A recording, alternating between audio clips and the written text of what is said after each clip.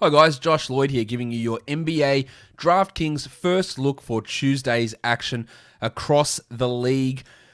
We are, it's an interesting slate. 6 games across the league. Let's start with the first one, the Denver Nuggets. They are taking on the Boston Celtics. While we're getting ready for this one, actually, why don't you go ahead and like this video, hit the bell, hit the subscribe button, give it a thumbs up. Hey, drop a comment while you're at it as well. Let's talk about Denver and Boston. No spread or total out for this game at the moment. Bunch of injuries, though, that we need to pay attention to. The Nuggets are going to be without Will Barton, Paul Millsap, Gary Harris, and now Monty Morris is questionable, and Daniel Tice is questionable on the Boston side of things. Michael Porter Jr. has been disappointing us, no doubt about that. But at 5,800, I find it hard not to consider him at least a 30-point guy. Now, he's averaging just 27 over the last 3 and only hitting 30 minutes a night across those 3. That's not ideal. But I like his spot here. I also think if he plays, Monty Morris at 4,400 is going to be in business for us as well. Now, he has also been disappointing and was outplayed by Facu Campazzo last game, but I don't think that'll be an every-night occurrence. We can look to JaMychal Green, but Green hasn't hit 20 minutes in the last 4 games. Now, he was in some foul trouble last game. He's at 4,300, and he presumably will start in place of Paul Millsap. But we can't completely ignore, amazingly, Zeke Naji. 3,100 for Naji. Can't miss a 3 at all. Look at what he's shooting. 69% from 3. He dropped 24 fantasy points last game. At 3,100, with Millsap out, I think we've got to look to Naji at least something as something of an option. Big Chungus Nikola Jokic is at 10,700. Got to love that one, I think, against this Boston team. While Jason Tatum has also been relatively disappointing. He's at 8,700 and Jaylen Brown's at 7,800. They might both be a little bit overpriced. I think I take Tatum at 87 over Brown at 78. I don't want Kemba really at 6,500, while the headmaster Jamal Murray is at 7,200. Murray played better in the last game and almost will be forced to just take a ton of shots given the injuries here. He's at 7,200. I don't mind it, but it's more for GPPs. And the same goes for Facu at 3,300. Campazzo has been playing at a pretty high level when he gets in there, but it's just a matter of him getting those extra minutes. And this is probably the opportunity for him to get those extra minutes in this matchup. Of course, if Tice is out, 3,900 for Tristan Thompson may become appealing, but he is not the greatest DFS option, as I'm sure you're all well aware from years and years of seeing Tristan Thompson play. The next game is the New Orleans Pelicans. They take on the Memphis Grizzlies. The Pelicans, there's rumors of a change to a lineup coming or to a rotation. We don't know what that rotation change is. We don't know if it'll be a starter or anything like that, what it will be. But unfortunately, we're just going to have to try and guess at this stage. Now, hopefully we get some information moving forward for this one. But we do know for Memphis that DeAnthony Melton, Desmond Bane, Justice Winslow, Jaren Jackson are all out. Bill Hernan-Gomez is at $4,000. He has been at times cutting into Steven Adams' minutes. I wouldn't say that he's the guaranteed best play out there, but I don't mind it. I wish they would drop Ja Morant's numbers down a bit because he has not been producing at a very high level. 37 over the last 3 is fine, but it's not blowing us away. But at 7,500, I'll happily use him here. And I reckon we have to look at someone like Josh the Hitman Hart. He's a small forward listed player. At 4,600, I think there's a chance that he can replace Eric Bledsoe in the starting lineup. We know he can rebound at a high level, and he's got a 50-point game in his pocket over the last 5. That one against the Rockets. So he'd be at least someone to look at. Valanciunas at 7,600. I think that's a really solid floor option here for us. And the same goes for Zion at 8,200. Williamson is just doing 40 points every night without really trying. And I think we also look at Grayson Allen, who I imagine will be a starter. He's played 30 minutes in the last 3 games, and he's averaging 29 DraftKings points in that time. That's good enough for me. Ingram at 84 is all right, but save $200, take Zion Williamson. I think that's a better option for us.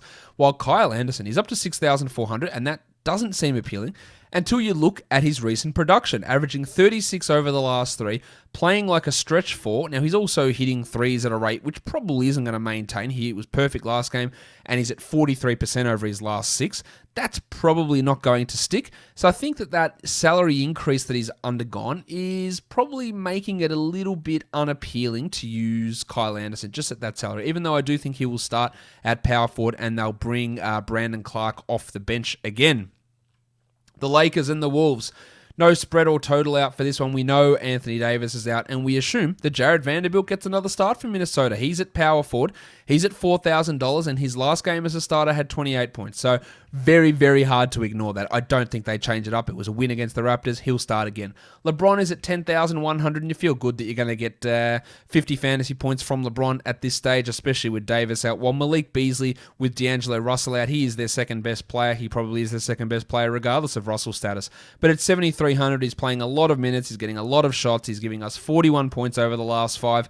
Almost a no-brainer, as is Karl Towns at under 10,000. Getting Karl Towns at under 10,000 always looks good to me. 6,000 at Anthony Edwards, and I'm not totally in on it. I think it's okay, but I'm not totally in. But with another guy we've got to look at here, with Anthony Davis out, is the future MVP, Kyle Kuzma. He's at 7,000. That is a lot, though, and I reckon that might lean me into fading him just because of how high that salary is.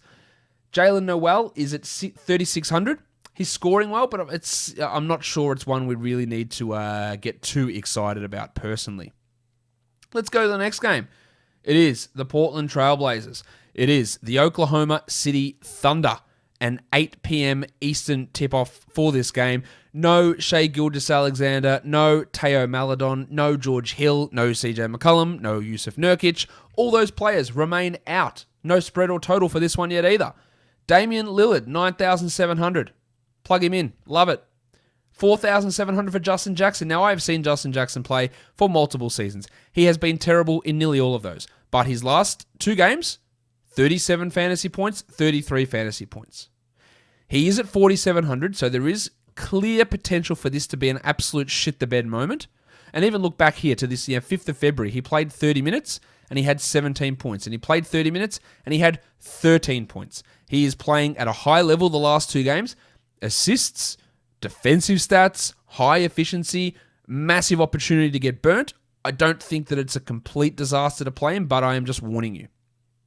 Al Horford at 7,000 looks like a great option to me. He's playing at a very high level. He doesn't have many opportunities or many other guys taking shots away. While Darius Baisley's at 61, and I'm not totally convinced, nor am I convinced with Hamidou Diallo at 6,700. Rob Covington, despite some of his poor recent performances, he dropped 31 last game, but I'm not willing to get into his up in his business. While Gary Trent at 5,700, it looks all right to me. I'm not totally on it, but it does look okay. Same as Mallow at 54. Like it's all right, but it's not one of the best ones that are out there. The next one, the Minnesota... No, they're not the Minnesota. They are the Milwaukee Bucks. That's the name of the team. They're taking on the Toronto Raptors. OG Anunoby is doubtful, while Drew Holiday will be out again. Bryn Forbes, 3,800 for Forbes. Let's get it out of the way. He's not good, but he is starting in place of Drew Holiday in very much a Justin Jackson mode. And yeah, you see the occasional good game. But that 24-point performance against the Nuggets is probably the best of what you'll see from Bryn Forbes. So I'm not totally in on it. Of course, I'm in on Giannis Antetokounmpo. He's at $11,000. He should be putting up... Well, he's averaging 70 over the last 3, so that's pretty bloody good. And Chris Middleton at 8,000 feels a bit high. 54 for DiVincenzo is also probably a little bit too high, while Siakam at 81. He's playing all right, but that's too much. And I am avoiding Chris Boucher a lot. This is a bad matchup for him going up against this Bucks team with the big centers. It's a bad matchup. I'll avoid it. If he goes off, then so be it, but I am avoiding it. And I think 6,800 for Norm Powell is too expensive, and 8,200 for Fred VanVleet in this sort of matchup is probably also, to be honest, a little bit too highly priced. The Bucks are 5.5-point favorites here, and the total is a pretty nice 234 points. The last game of the night is the Brooklyn Nets taking on the Phoenix Suns. This is a back-to-back for Brooklyn. They will not have Kevin Durant. As for what their lineup is, that remains to be seen. They went small, starting Jeff Green at center on Monday. Dario Saric for the Suns is at 3,700. Now, he is, I think, almost without debate, a better player than Frank Kaminsky. Therefore, I think he should get more minutes than Frank Kaminsky, but that doesn't always matter because I'm not coaching the team, unfortunately for me and my bank account. But Saric at 37's at least got some GPP value. I reckon they might go with DeAndre Jordan to match up on the fake strength of DeAndre Ayton. He's at 4,500, Jordan. I wouldn't want to use him significantly, but maybe. Chris Paul at 78. Man, he is playing at a super, super high level. Love what he's doing. While James Harden's at 10.8, he should be able to get you 50 points on a back-to-back. now that he's playing exclusively point guard, according to Kyrie Irving. Kyrie's at 91. I'm not that into that. While Devin Booker at 83. Devin Booker is lowest scorer over his last 5 is 40 points. In fact, it's 41 points. I lied. So that's a pretty good floor. I'm not 100% convinced here on Booker, but I also don't think that it's a disaster type play at all. Guys, that'll do it for me today with this 6-game slate for Tuesday. Don't forget to subscribe. Give me a thumbs up. Tell me if you like the videos. Hit the bell for notifications. And good luck in setting your lineups, guys. We are done here. Thank you so much for watching, everyone. See ya.